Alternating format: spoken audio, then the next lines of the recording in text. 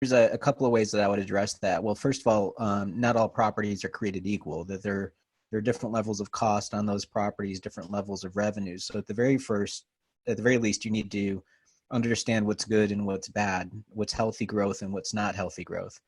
So, but adding property taxes into a system that's confined, yeah, you're going to be adding more money into something that hasn't changed.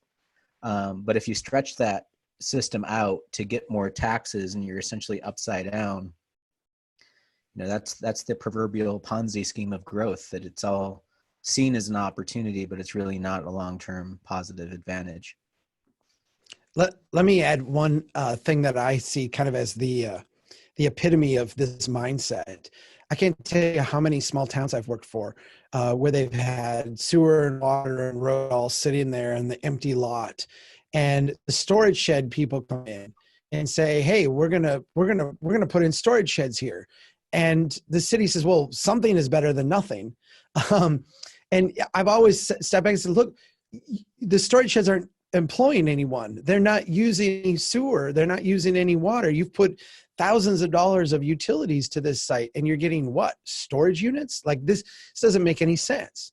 And, so the idea of just growth for the sake of growth, any business can sell their products at below cost and do really well if the idea is just to do transactions.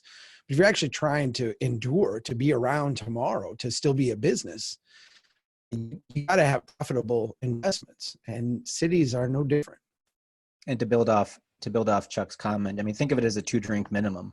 What's the minimum amount of growth that we need to have to maintain that infrastructure that we've just put out to that property? And if you're not covering that cost, that's a subsidy.